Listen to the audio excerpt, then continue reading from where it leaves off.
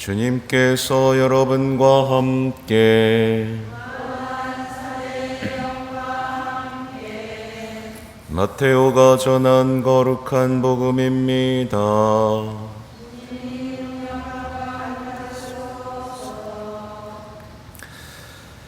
제자들이 갈릴레아에 모여 있을 때에 예수님께서 그들에게 이르셨다.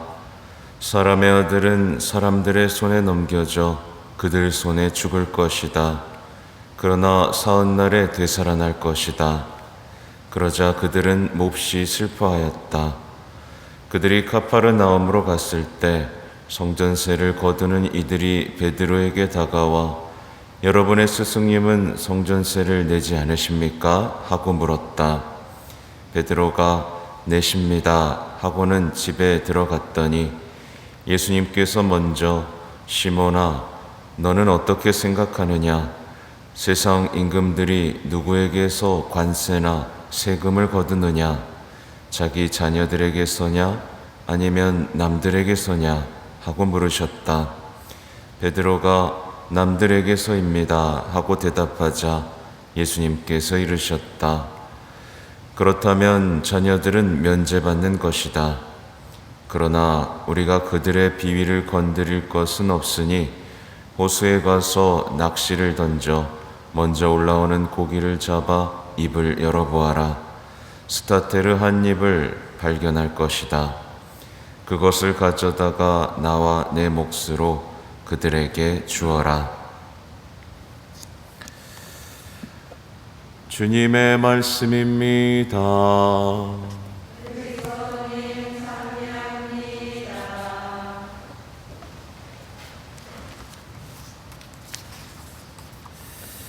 참 예수님, 네, 오늘 복음의 내용은 성전세를 내느냐 마느냐, 어떤 뭐랄까요, 사실은 내지 않아도 되고 그런데 또 내는 모습을 보여주시는 이 예수님의 모습을 보여줍니다. 사실은 이 예수님과 베드로는 오늘 복음에도 나오는 것처럼 성전세를 낼 필요가 없었죠. 네. 왜냐하면 예수님은 하늘의 임금님이시고 그리고 베드로는 하느님의 자녀였기 때문에 면제 대상이었습니다. 그러나 예수님과 베드로는 이미 성전세를 계속 내왔던 것으로 보이죠. 이 성전세에 대한 내용은 이 탈출기 30장 13절에서 15절에 나오는 얘기인데 20살 이상 된 모든 이스라엘의 남자들은 예루살렘 성전 유지를 위해서 반드시 성전세를 내야 됐습니다. 화폐 단위는 너무 복잡하니까 간단하게 생각하면 하루 품삯의 반 정도를 이제 내야만 했고, 특히 이제 유다 돈으로 내야 돼서 성전에는 이 환전상이 있었던 거죠. 네.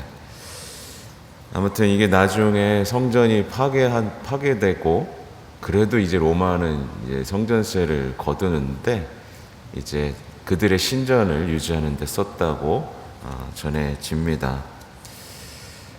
아무튼 예수님께서는 베드로가 받았던 질문을 듣지도 않고 이미 알고 계셨죠. 그래서 먼저 물으시고 예수님께서 이렇게 말씀하세요. 우리가 그들의 비위를 건드릴 것은 없으니 호수에 가서 낚시를 던져 먼저 올라오는 고기를 잡아 입을 열어보아라. 스타테르 한 입을 발견할 것이다. 그것을 가져다가 나와 내 몫으로 그들에게 주어라. 여기서 스타테르 한 입은 이제 베드로와 예수님이 성전세를 낼 딱 그 정도의 돈이라고 보시면 되는데요. 하여튼 예수님께서는 그들의 비유를 건드릴 필요가 없다 라고 말씀을 하십니다. 말하자면 그들이 걸려 넘어지게 할 필요가 없다. 그들이 죄짓게 할 필요 없다. 라는 맥락으로 해석을 할 수 있는데, 그렇죠.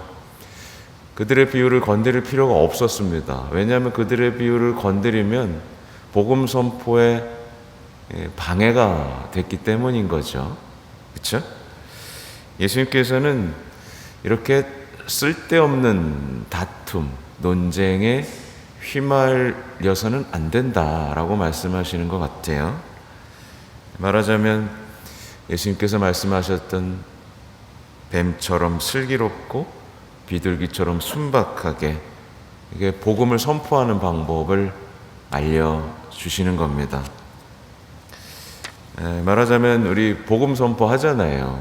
근데 뭔가 우리의 신앙, 신념과 맞지 않는 일과 부닥치게 될 때도 있죠. 근데 그런 쓸데없는 것 때문에 복음 선포가 막혀서는 안 되고, 그렇죠? 그러니까 말하자면 돈이나 신념, 자존심 때문에 복음 선포가 탁 막히고 다른 사람들도 죄짓게 하는 일은 없어야 된다라는 것을 말씀해 주시죠. 근데 이게 좀 인상적인 장면인데 보면 낚시를 통해서 성전세를 마련하시는 장면 굉장히 인상적이죠. 여기서 알 수 있는 건 뭐냐면 예수님이 평소에 돈을 갖고 다니지 않으셨다는 겁니다. 그죠? 만약에 돈이 있으셨다면 옛다 이거 갖다가 다 내라 라고 하셨을 텐데 베드로가 가장 잘하는 낚시를 통해서 필요한 돈을 마련하시는 이 장면 굉장히 인상적이죠. 예수님께서 물질적인 어떤 어려움을 어떻게 해소하셨는지를 알 수 있는 또 힌트가 되기도 하고, 우리가 살아가면서 우리가 복음을 선포하면서 우리에게 혹시라도 필요할 수 있는 돈들이 어떤 식으로 마련될 수 있는가에 대한 힌트도 이렇게 얻을 수 있습니다. 아무튼 중요한 것은 예수님께서는 유다인으로 사는 것을 포기하지 않으셨다라는 사실이에요. 만약에 성전세를 내지 않았다면 유다인들하고 완전히 등을 졌겠죠. 근데 유다인으로 사는 것을 포기하지 않으시고 유다인으로서 기도 생활을 하셨고, 그죠? 유다인으로서 의무를 다하셨습니다. 말하자면 유다인으로서 그들과 함께 살아가고 사랑하면서 그들을 복음에 물들게 하고 싶으셨던 예수님의 마음인 거예요. 그러니까 우리가 배워야 될 건 우리 역시 사실은 우리는 세상에 속하면서도 속하지 않잖아요. 맞죠? 우린 세상에 속하지 않습니다. 우린 하늘나라에 속하는 사람들입니다. 그러나 세상 사람들과 함께 살아가는 것을 포기해서는 안 된다는 것을 여기서 배울 수가 있죠. 그러니까 우리가 진짜 본격적으로 예수님의 제자로 살아가려고 하다 보면 안 맞는 사람이 생기잖아요. 그렇죠? 안 맞는 사람, 미운 사람, 저들하고 같이 지내면 안 되겠다. 때때로 미운 감정도 들죠. 그러나 예수님께서 우리가 그들을 향한 형제를 잃어서는 안 된다고 말씀하시는 거예요. 그들을 향한 따뜻한 형제도 잃어서는 안 되고 그들과 함께 살아가고 사랑하면서 복음을 선포하라 라고 말씀을 하시는 겁니다. 근데 이제 세상에 속한 사람들이 사는 삶의 방식을 보세요. 어떻게 하냐면 작은 차이에도 어때요? 조금만 생각이 달라도 죽일 듯이 달려들죠.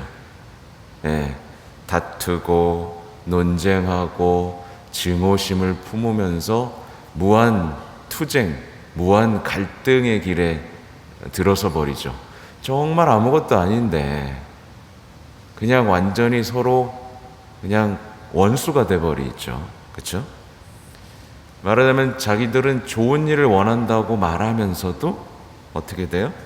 서로를 불편해하고 제거하고 싶어 합니다. 이건 이제 세상 사람들이 자신의 신념을 펼치는 방법인 거예요. TV 켜면 많이 나오죠. 이런 사람들. 그렇죠? 그러니까 이것은 복음 선포의 방법, 그러니까 예수님의 길이 아니라 악마의 자녀들이 하는 길이다 라고 생각하시면 됩니다. 하느님의 자녀는요, 서로에 대한 복음을 선포하면서도 사랑을 낳고 이해를 낳고 일치를 낳습니다. 그렇죠? 그리고 만약에 그들의 말이 우리가 말을 들어주지 않는다고 해도 결국 어떻게 해요? 이겨요? 아니죠. 오히려 목숨을 내놓죠. 죽음으로써 복음을 선포하죠. 근데 악마의 자녀들은 어때요? 세상에 증오를 퍼뜨립니다. 미움을 퍼뜨립니다. 분열을 조장합니다. 그리고 내가 안 죽고 누굴 죽여요? 상대방을 짓밟아버리고 죽여버리죠. 이게 그들의 악마의 자녀들이 하는 방식이에요. 예수님은 유다인으로 사시는 것도 받아들이셨고 죄인들과 함께 사는 것도 받아들이셨어요. 그러니까 예수님이 얼마나 겸손하셨는지를 우리는 배워야 되고 세상 사람들의 삶의 방식이 얼마나 교만한지도 보실 수 있어야 돼요. 그렇죠? 세상 사람들은 나는 너랑 달라 라고 말하면서 너는 죄인이야 그러면서 상대도 안 하려고 하는 어떤 교만함에 사로잡혀 있죠. 그러니까 오늘 복음은 정말 명심해야 되는 복음입니다. 나는 쓸데없는 다툼, 논쟁 속에 빨려 들어가고 있진 않은가.